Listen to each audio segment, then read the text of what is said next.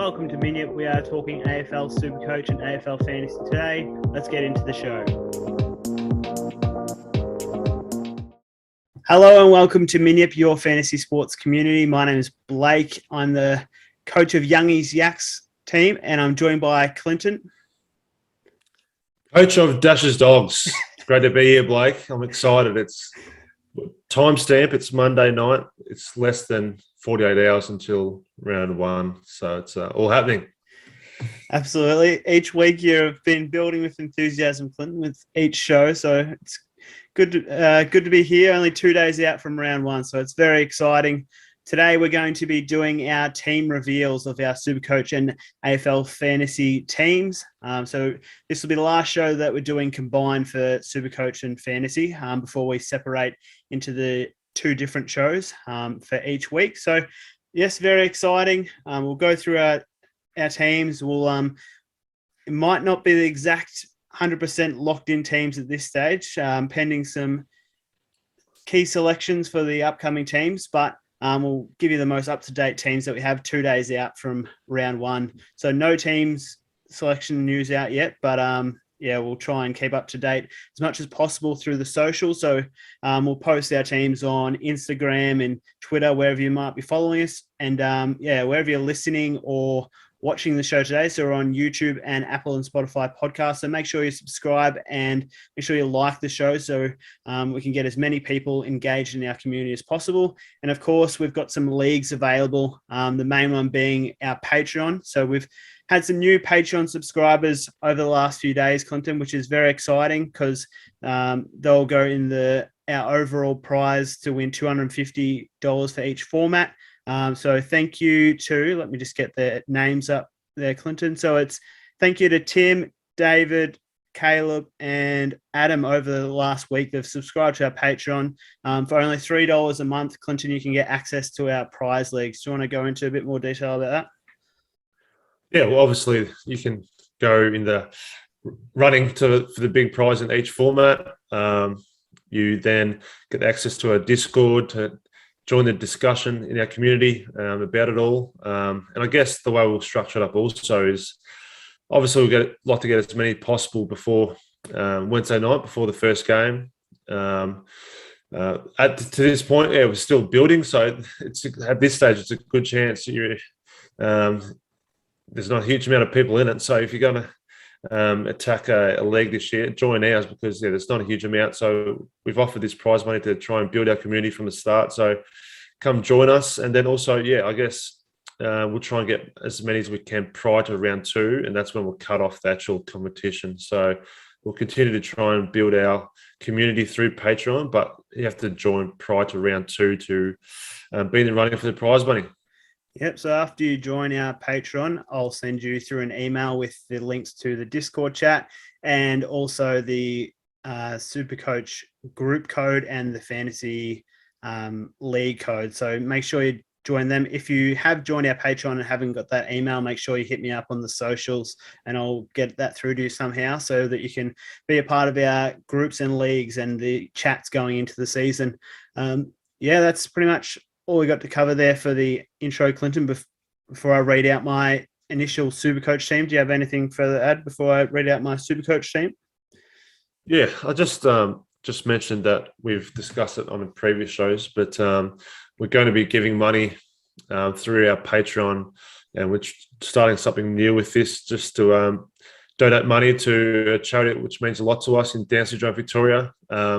Means a lot to us as a family. We actually went home to Midfield on the weekend, didn't we, Blake? So yeah, it's good. We went to our roots, and so our namesake, we went home, and Midfield was buzzing. There was a lot of people there, and it was exciting to be back in Midfield. So our brother Lachlan has Down syndrome, so it meant a lot to contribute something to this throughout the building of this community. And ultimately, we're going to be donating money out of our Patreon each month. And then on top of that, we'd like people to get involved with, if they happen to get a donut or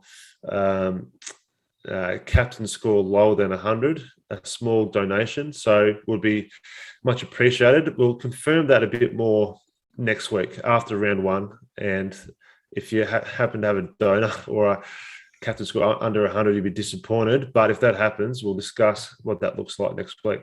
Yeah, we'll have it in the show notes for next week in round 1, and obviously we'll be discussing it on the show. So let's get stuck into the show, Clinton. I'm very excited to reveal my team, the winning team of going to be of overall Supercoach this year, Youngies Yaks. So from the back line, I've got 3 premium defenders in Jake Lloyd, Jack Crisp, and Lockie Whitfield.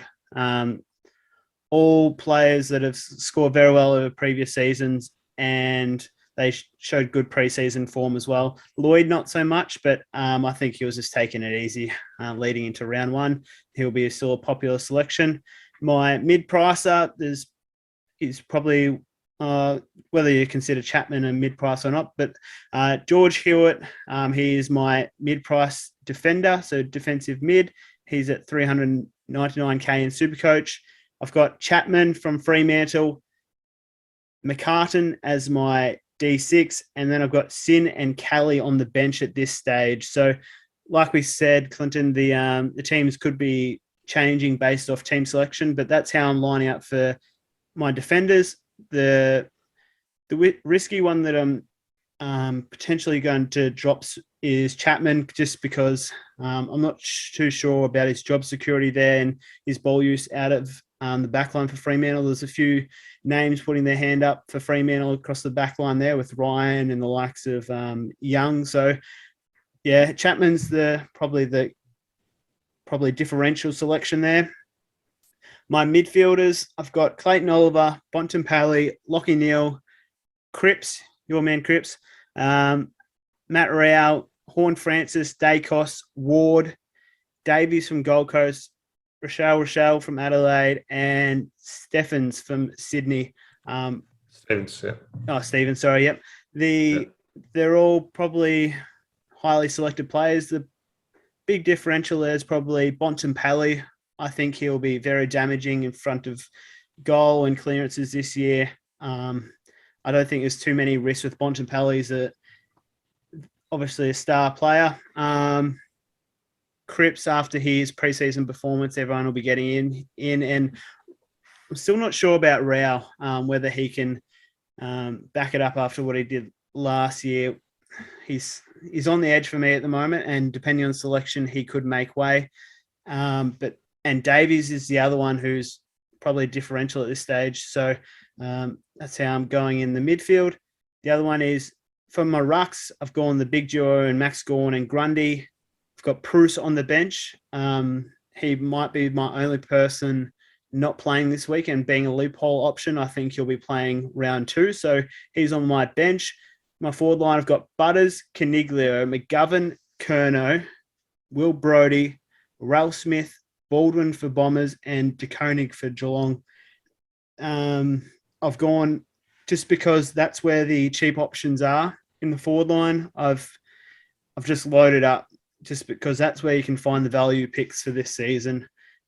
There's probably not that many players there with low selection numbers overall for Supercoach, but at this stage, I'm very happy with my team. Well done, Blake.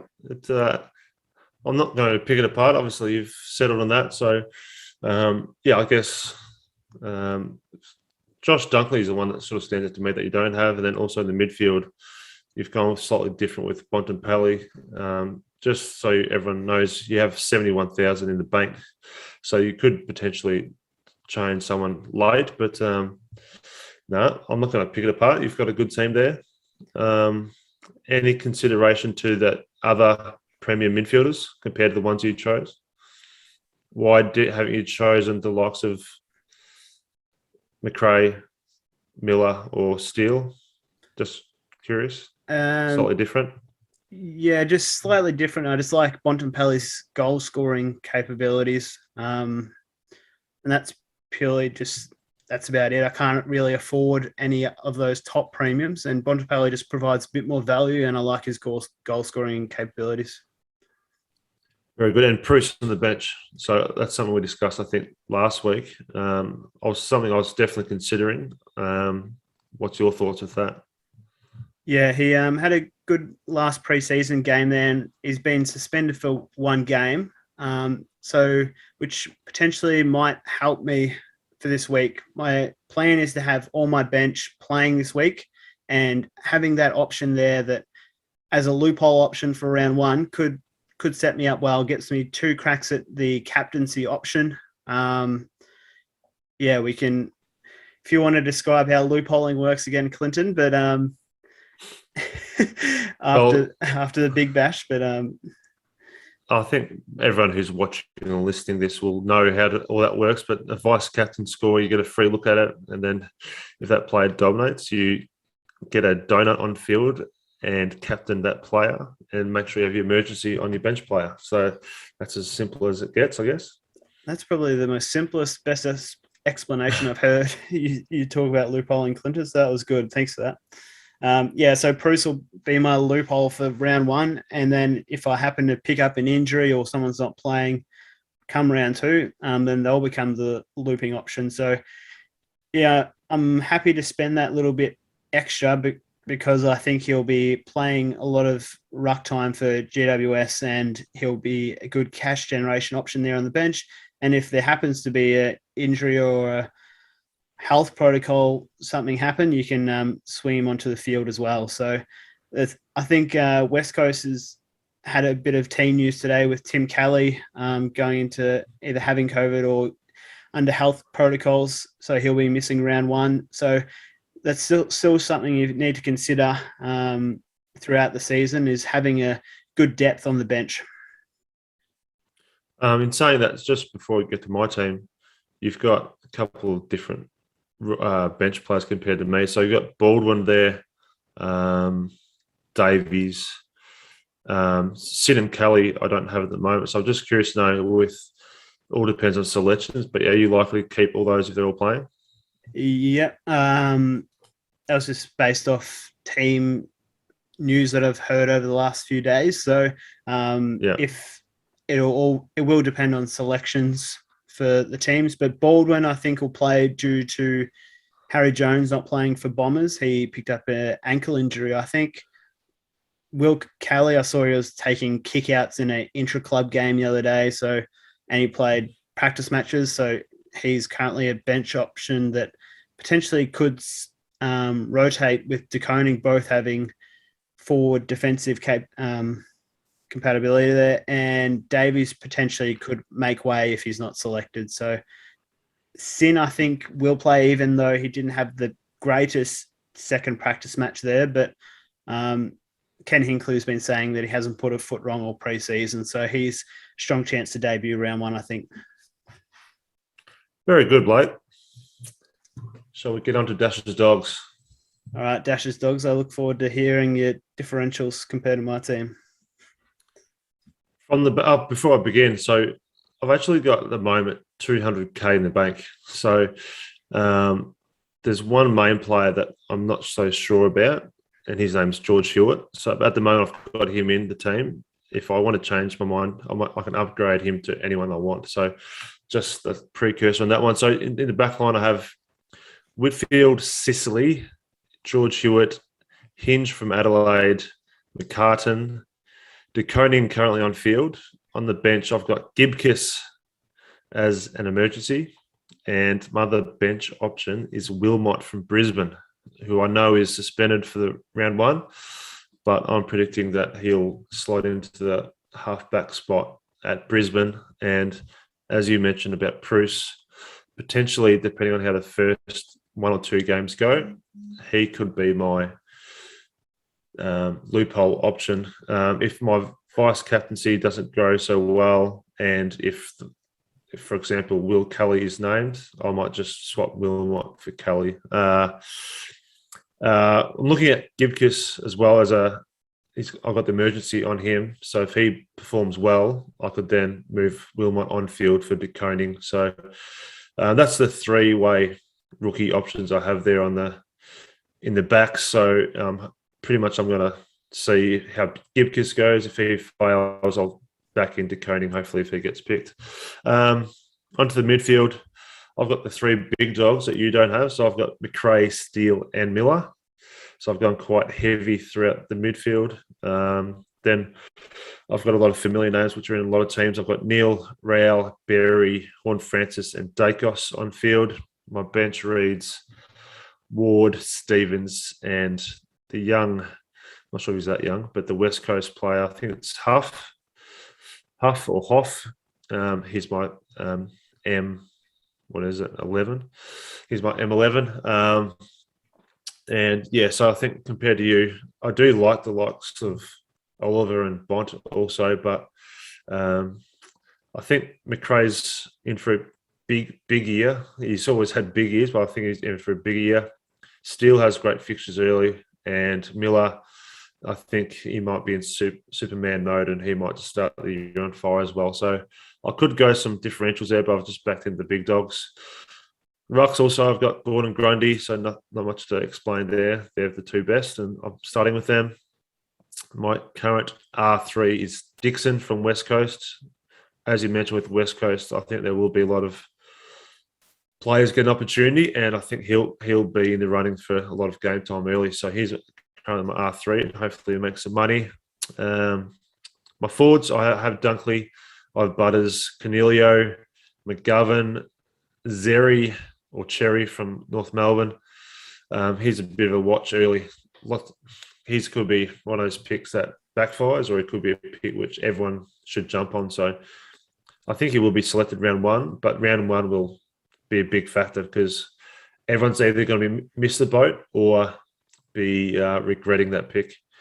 Rochelle is my F6, and on my bench currently, I have Hayes as my emergency, who can obviously flip with Dixon. And then at the moment, I have Naish from West Coast because I think potentially he's only just gone over there, but I think he'll get some opportunity early and hopefully he'll make some money. He could potentially go to someone cheaper. He's obviously quite pricey at 189, but I think I'm going to back him in to start the year off well, but he could go to someone cheaper. So across the board, as I said, I've got 200K in the bank. And yeah, I'm pretty settled on my midfield, my rucks. I think I'm settled on my forwards. I think Naish is someone who I might go cheaper if someone really presents themselves. And yeah, as I said, I'm settled down the back also, but I'm not completely convinced by Hewitt. I'm a bit concerned about him potentially changing roles depending on the game situation. So he could go up to someone like Ridley or Short, but at the moment I'm going to back in Hewitt. That's my team, Blake. What do you think? Yeah, I like it. Not too many issues there, but I think Cherry might be a bit of a trap. If he does perform round one or two, he could be a side swap from one of those similar price players that underperform, like a Ralph Smith or Brody for me. But I think with Coleman Jones coming back I think he'll play round one. He didn't play in that practice match. And also I reckon they were just resting Goldie a bit leading up to the season. So I think his preseason score was a bit of a trap, but he potentially could go well, and it might be a side swap early for me, which would be a little bit frustrating, but I think he could be a trap.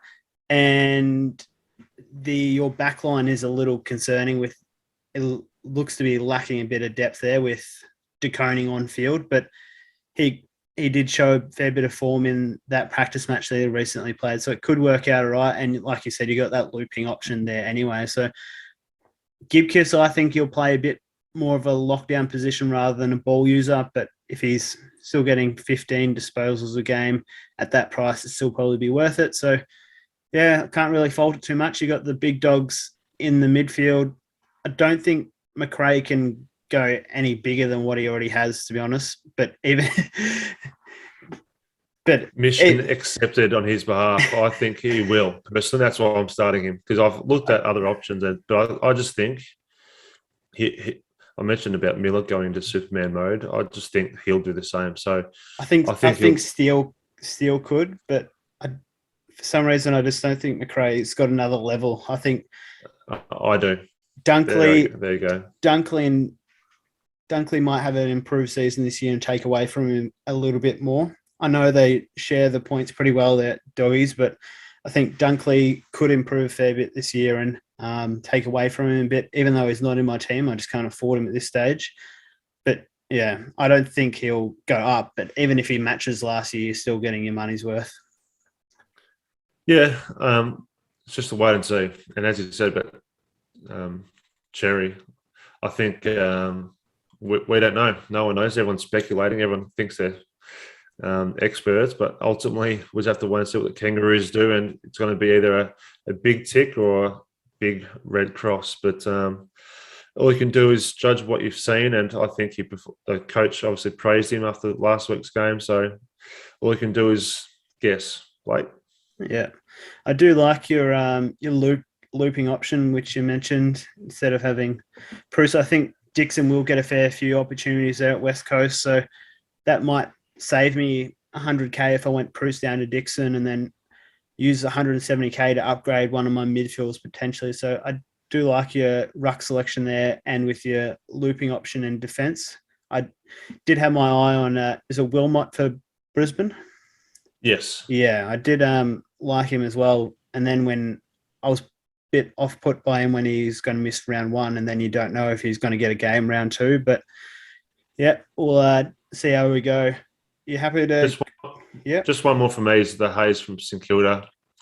Yeah, I'm not totally convinced he stays in the team. I think all depends on Paddy Ryder. So I think depending on team selection, if there's someone else that I guess pops up that looks like a solid pick, I may actually. A lot of people are having that cheap ruck swing, but I think he's potentially. I think Dixon, with all the West Coast issues, as long as he doesn't have COVID, I think he's now more of the standout option between those two, and I think he's likely to stay in my R3.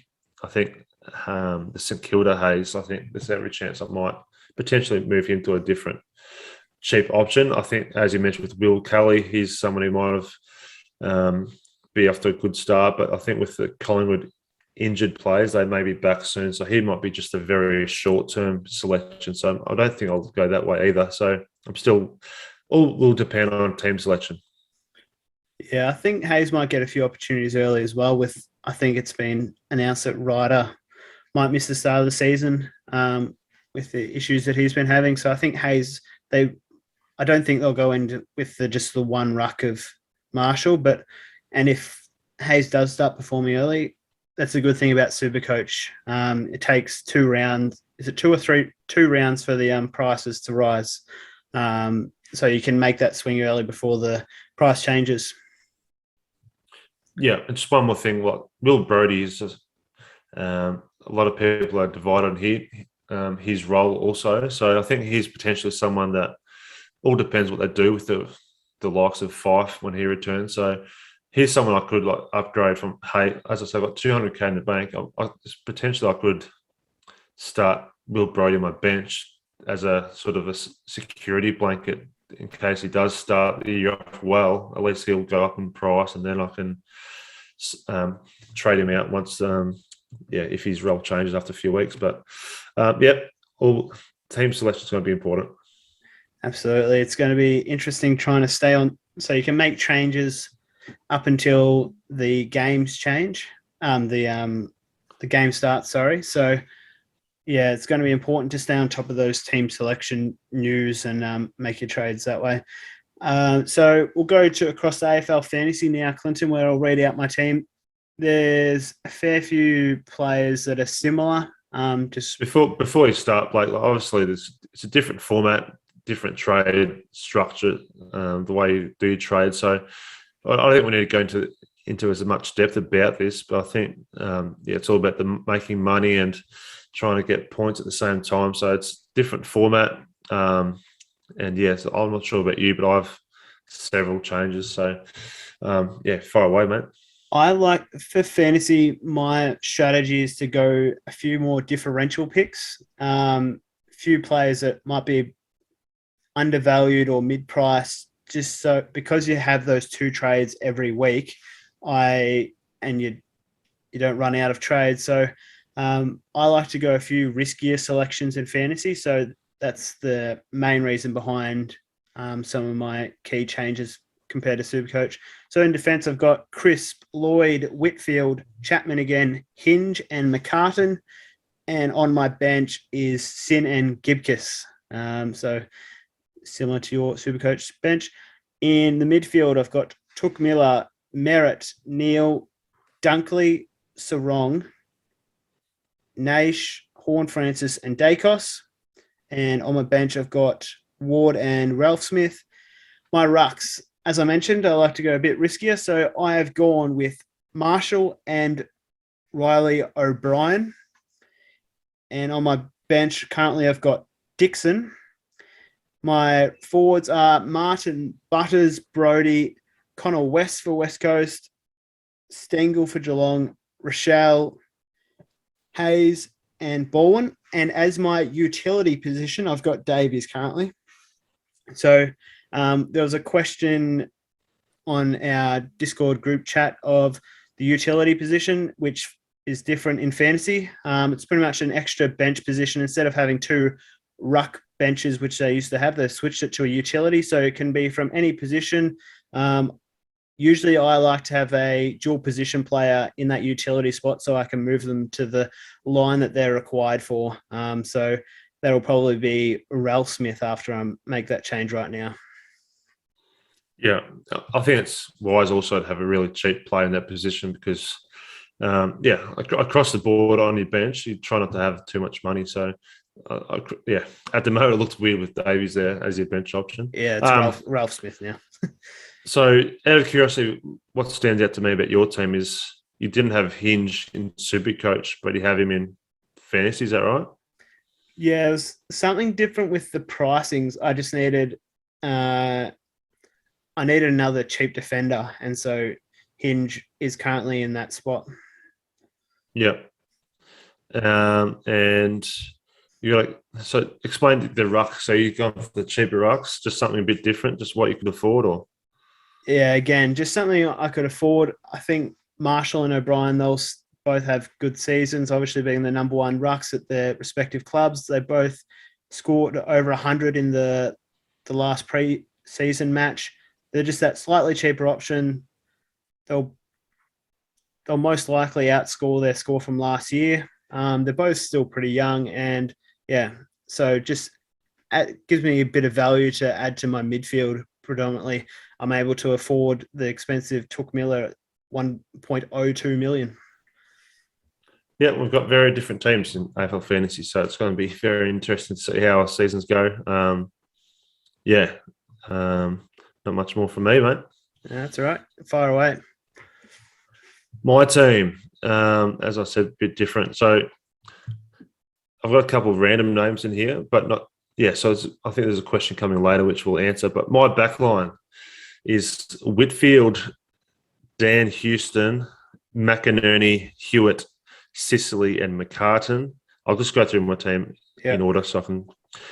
In the midfield, I have Miller, McRae, Neil, Rao, Naish, Horn Francis, Dacos, and Ward.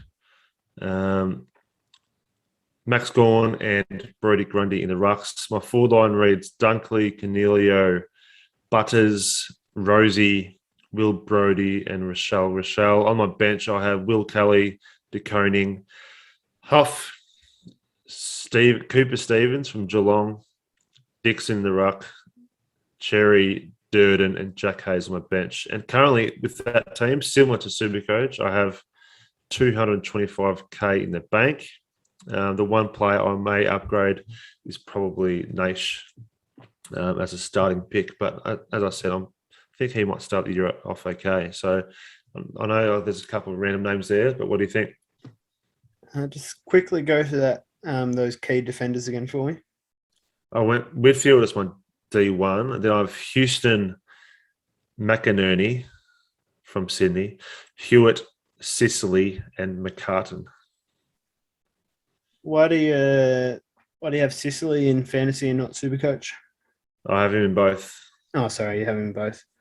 The big one's Dan Houston. No one's talking about him.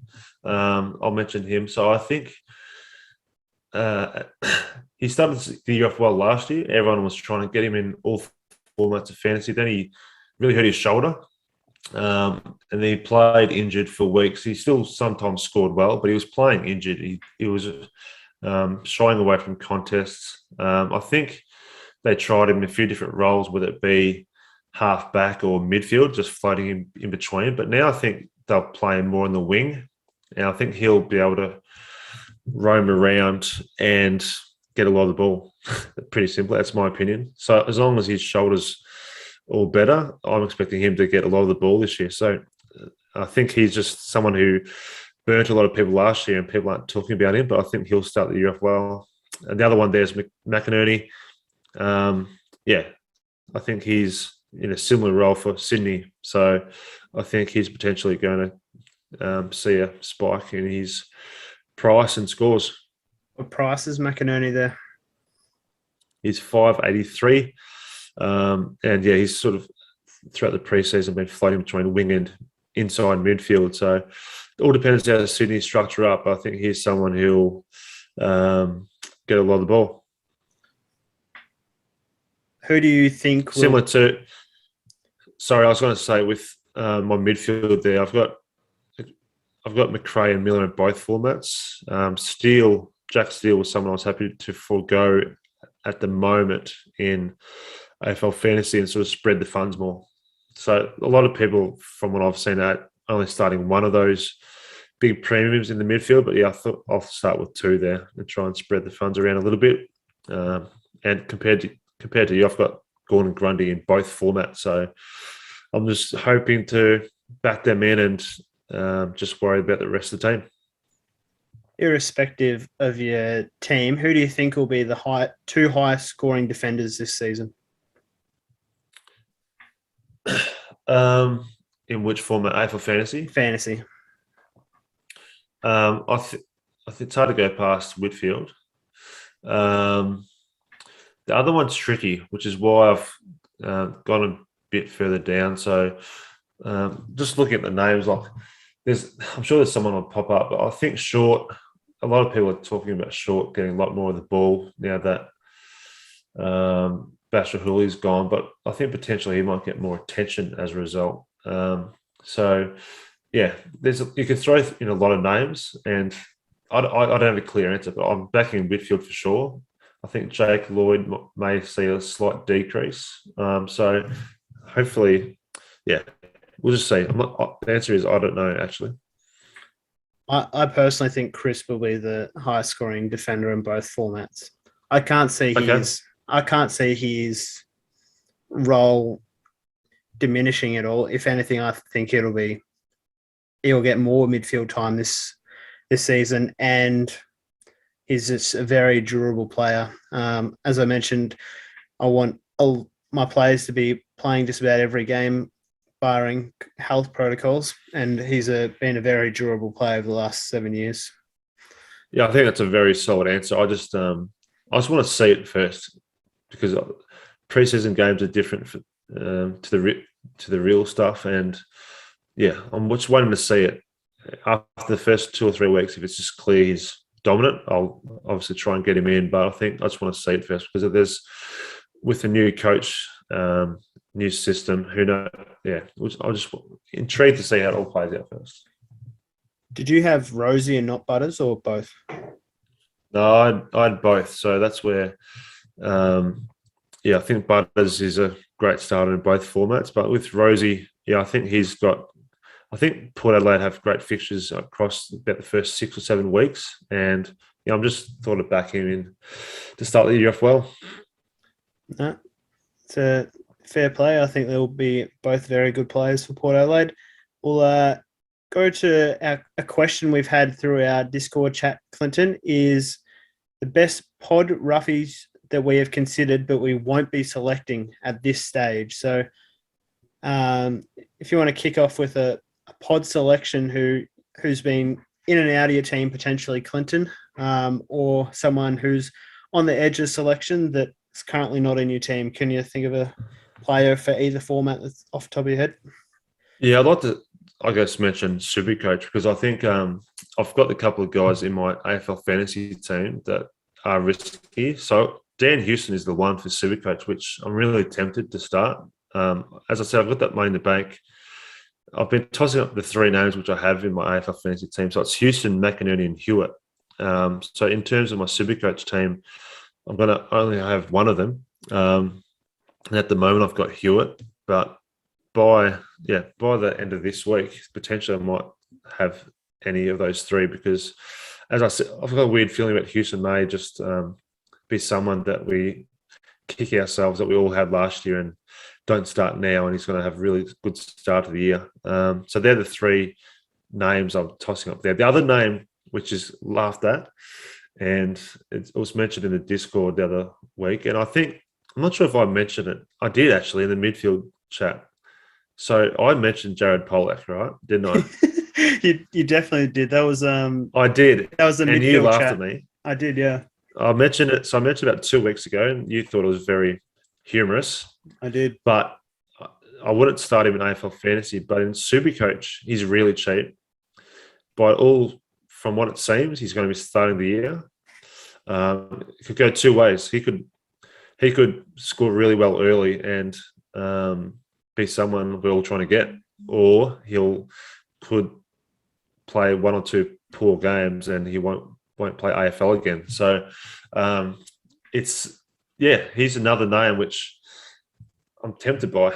So he's someone I think we'll see. We'll see how the teams play out. But in round one, if he comes out with 100, we might be trying to get him in our midfield benches. Yeah, that'll be very interesting. If Pollock's are popular. There's so I consider a pod to be sort of at least under 10% ownership, and I'm looking at Supercoach at the moment. And the big ones for me that's standing out are pretty much the Fremantle midfielders. So you've got Brayshaw's only in 5.6% of teams, Sarong's in 5.1% of teams. Nate Fife is in 1.8% of teams as it currently stands. I think that's justified at the moment, yeah. He's still, for the player that he is, he's definitely on my watch list and would be a very interesting pod selection. Some other those first two names you mentioned, definitely. Like I think Fremantle, as you mentioned, Brayshaw, I'm a huge fan of his, but I don't have quite the. I'm backing the three big dogs, and I think Lockie Neal's a must. So that's where I've spread my money. Yeah, some other ones that have been in my team, but probably won't make the cut. Zeeble, he showed good preseason form and was dominating at the start of last year. Is only in 4% of teams with no hole in the team. He could play a very strong role for North Melbourne defence. And Daniel Rich as well, 7.6% of teams. Even Sean Darcy, I know I said under 10%, but he's only in 12% of teams. So there's some of the players for... Really? I thought it was more than that. Yeah, only in 12%. So, there's some pod selections for Supercoach, and they're probably pretty similar for fantasy as well. While you answer the next question, Clinton, I'll just have a look at the fantasy statistics on selection. So the next question we had from James through the Discord was, is it important to select unique players, or can you still work your way to the top playing it safe? So it's really up to whether you pick some pod selections or playing it safe and still win the game, Clinton. I think that's the biggest challenge across all fantasy formats, really. I mean, there's always a bit of a trend, and look, you see people post their teams and everyone has similar teams. It's all about the ability to pick the right differentials, and they may start as a differential and then all of a sudden they're all the rage and you've got to get in quick. So, for example, Aaron Hall was that player last year after a month. If you didn't jump on, your season was over. So you need to... I think there is truth that you need to take risks and you need to take the right risks. So if you start this season with all the differentials, I don't think you're going to have a great year, but it's about getting that balance right. And when you take those risks, they have to come off. It's as simple as that, and that's the difference of the coaches who have great years at the end are right there challenging for the title. It's just they take a few risks and they come off. If you play boring and if you're satisfied with just following the crowd, you're not going to win. But I guess the question is, are you enjoying fantasy? Are you enjoying Supercoach? You need to enjoy what you're watching. And if you've got the same team as everyone else, everyone's spoken for the same players, I don't necessarily think that's a great way of going about it, because you may be celebrating, but you're celebrating with everyone else, and you may be coming around anywhere between 1 to 5,000 as a rank. So if you want to go for the title, it's about taking risks, but calculated risks, I guess. That's my answer for a very difficult question. No, that's very well answered. I hope that's helped our Patreon subscribers and whoever's watching or listening to the show. Some other fantasy selections which I've found surprising, Clinton, that I've been looking through. Josh Kelly is only in 6.6% of teams. Bontempelli, 6%. Brayshaw again.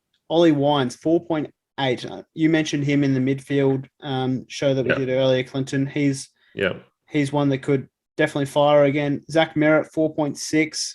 And even Darcy Parish, 4.4%. So there's some pretty big names there that they've had big pre-seasons and could be some of the highest scorers in their position. Yeah, I had reasonable years in both formats last year, but especially in AFL Fantasy, I got on Ollie Wines really early, and no one was talking about him as an option really. And then I got on board, and he was a big factor for why I had a good season.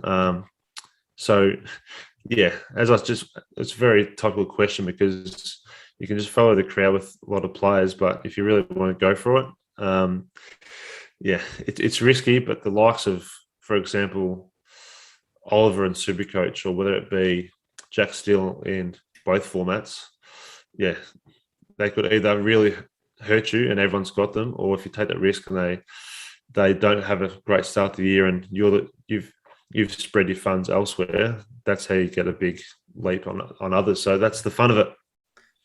Yeah, absolutely. That's that wraps up our questions from our Discord, Clinton. Wherever you're watching or listening to the show, make sure you like and subscribe to it. Have you got anything further to add, Clinton? Any key advice that you've got for our viewers leading into round one? My key advice would be to pick a team that you're happy with and you want to enjoy watching the games. I've just went into that answer before, but you want to enjoy. If you're playing fantasy, you want to enjoy it. So don't just copy what other people think. Back your own judgment in. It might be differentials as long as you're enjoying it. So don't just copy someone else's team and then criticize them for the team that you picked. You pick your own team, and I think it's important you pick the players that you like watching. If you find someone really frustrating, but then you chuck them in their team because everyone else has them, and then you're frustrated by that, I suggest make fantasy and make Supercoach fun for you. So pick players that you like is another recommendation. That's great advice, Clinton, and that's why I encourage everyone to join our Patreon as well and get involved in the group chat. We send each other messages just about after every game about our Supercoach and fantasy over the previous years, Clinton, and it'll be good to enjoy that community, enjoy that banter with others in our Patreon as well. Just on that, like as you said, that like for the last few years, we always, whether it be Supercoach or AFL Fantasy, we've been in the past constantly messaging each other throughout games. Whereas now, I think with this community on the Discord chat, for those watching and listening, that's the best thing about it is our chats are now going to be in that forum. We're going to be barracking for our players, getting frustrated at players sometimes, but that's the fun of it. And I'm looking forward to this year doing that as part of the community, which is Midfield. And as we've mentioned already, if you're interested to make it fun, let your friends know about us and what we're trying to do here. And as we've mentioned, there's some good prize money on board. So, we're looking forward to this year, aren't we, Blake?